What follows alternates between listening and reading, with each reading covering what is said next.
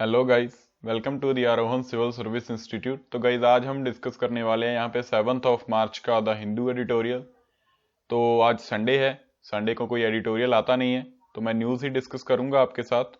तो चलिए शुरू करते हैं आज का न्यूज़पेपर। कोविड-19 cases breach 1800 again amid Maharashtra search. तो महाराष्ट्र में केसेस काफ़ी बढ़ रहे हैं कोविड-19 के, ये बात की जा रही है यहाँ पे। और अभी इंडिया में भी बात की जा रही है कि सेकंड वेव आ रही है, काफ़ी केसेस वगैरह बढ़ रहे हैं, स्पेशली महाराष्ट्र में काफ़ी केसेस बढ़ रहे हैं। और भी 3-4 स्टेट्स हैं लाइक केरला हो गया, और भी 2-4 स्टेट्स हैं जहाँ पे केसेस काफ़ी बढ़े हैं पिछले कुछ टाइम में, फरवरी से 15 ऑफ फरवरी के बाद। According to union health ministry 18,000 new cases were reported with Maharashtra registering 10,000 cases. यहाँ पे 18,000 केस रजिस्टर हुए हैं टोटल, और उसमें से 10,000 के लिए महाराष्ट्र में आए हैं, और अप्रॉक्सी 3,000 यहाँ पे केरला में आए हैं, और 800 केस पंजाब में आए हैं। तो ये कहना है हेल्थ मिनिस्ट्री का कि भाई आप थोड़ा सा संभाल के रखिए। आई थिंक मास्क वगैरह पहने। आप जानते हैं कि अभी जब सब कुछ नॉर्मल हो रहा था धीरे धीरे, तो लोगों ने मास्क वगैरह पहनना छोड़ दिया, जो सोशल डिस्टेंसिंग थी उसको भी छोड़ दिया। तो कह रहे हैं कि इससे सेकंड सर्ज आ सकती है, तो सबको ध्यान रखना चाहिए भाई अपना अपना। यहाँ पे ग्राफ भी दिया हुआ है जो केसेस में बढ़ोतरी हुई है उसके regarding. Nearly 2 crore doses given. तो वैक्सीन दी जा चुकी है 2 करोड़ लोगों को। ये काफ़ी अच्छी बात है कि वैक्सीन कैंपेन हमारा काफ़ी अच्छा चल रहा है। और यहाँ पे कल इंडिया ने यहाँ पे इंग्लैंड को हरा के सीरीज जीती 3-1 से, और इंडिया यहाँ पे WTC के फाइनल में पहुंच चुका है। WTC क्या है? World test championship final. और यहाँ पे ये फाइनल होगा लॉर्ड्स में, जो लॉर्ड्स के मैदान पे होगा, और ये होगा न्यूजीलैंड और इंडिया के बीच। याद रखिएगा इसे। हमारे वैसे यूपीएससी के पर्सपेक्टिव से कुछ खास इंपॉर्टेंट है नहीं, मैंने बता दिया फिर भी आपको, तो इसे याद रखिएगा। तो चलते हैं नेक्स्ट न्यूज की ओर। Digging in for the summer.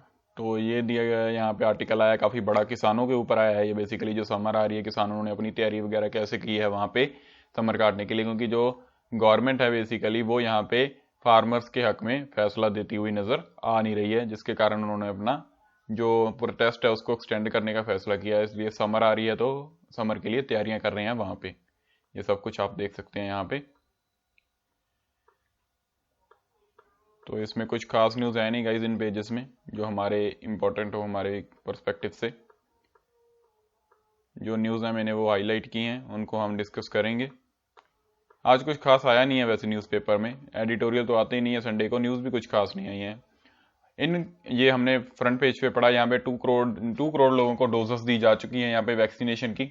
More vaccination in second phase since March 1 with an average of 7 to 8 lakh हर डे लास्ट वीक। तो वैक्सीन प्रोग्राम काफी तेजी से चल रहा है हमारा, काफी अच्छी बात है ये, क्योंकि जितनी जल्दी वैक्सीन लग जाएगी लोगों को तो हम उससे छुटकारा पा सकेंगे कोविड से, जो काफी अच्छी बात है ये।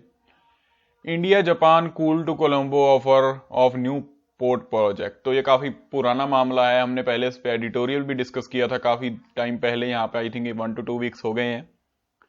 तो ये मामला है यहाँ पे ECT प्रोजेक्ट का। बेसिकली ECT एग्रीमेंट हुआ था, ईस्ट कंटेनर टर्मिनल एग्रीमेंट, जिसमें क्या हुआ था कि एक पोर्ट बनाया जाएगा श्रीलंका में, जिसमें यहाँ पे पार्टनरशिप थी इंडिया एंड जापान की, और ये प्रोजेक्ट दिया जाना था अडानी ग्रुप को।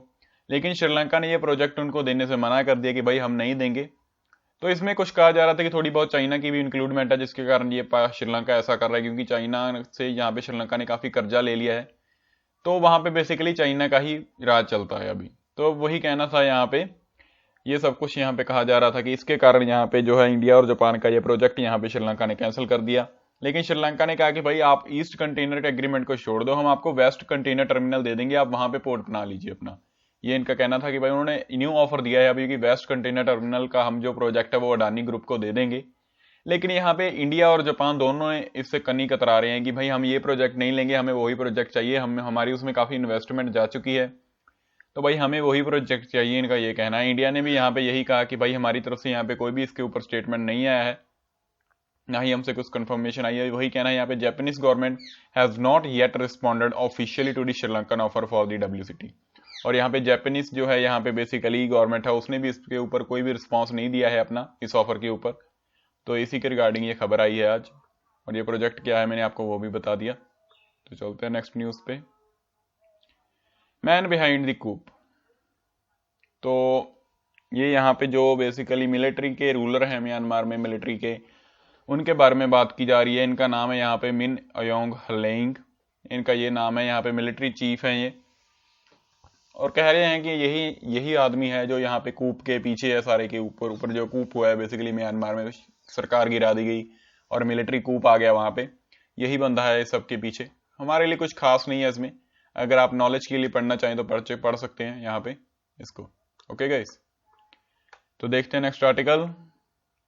रेड रिको ओवर इंडिया। ये यहाँ पे बात की जा रही है कि चाइनीज मॉलवेयर ने यहाँ पे इंडियन पावर ग्रिड यूटिलिटीज को टारगेट किया था। इसके बारे में भी आप पढ़ सकते हैं। और ये स्पेक्ट्रम सेल का कल आर्टिकल भी आया था कि कल स्पेक्ट्रम सेल हुई है जिसमें जियो ने सबसे ज्यादा बिड किया। इसके बारे में भी हम कल ही आर्टिकल पढ़ के हटे हैं। और इससे जो रेवेन्यू जनरेट हुआ वो हुआ 77,000 करोड़ का, ये भी आप याद रखिएगा। इसे आप पढ़ सकते हैं। कल मैंने आपको अच्छे से बता दिया था कि स्पेक्ट्रम सेल क्या होती है, इसका क्या फायदा रहने वाला है, वो सब कुछ। Okay guys, so that's all for the today newspaper guys. आज जो भी इतने अच्छे न्यूज़ आए नहीं, कुछ खास था नहीं न्यूज़पेपर में। एक तो संडे है तो एडिटोरियल भी कोई नहीं आया, तो जो न्यूज़ थे अच्छे वो डिस्कस किए मैंने आपके साथ। That's all for today. तो गाइस अगर मैं आपको जो क्वेश्चन देता हूँ तो हम कमेंट्स में जरूर बताइए कीजिए उसका आंसर, क्योंकि इससे पता चलता है कि आपकी सोच कैसी है उस आर्टिकल के regarding. Okay guys, so that's all for today. Thank you guys.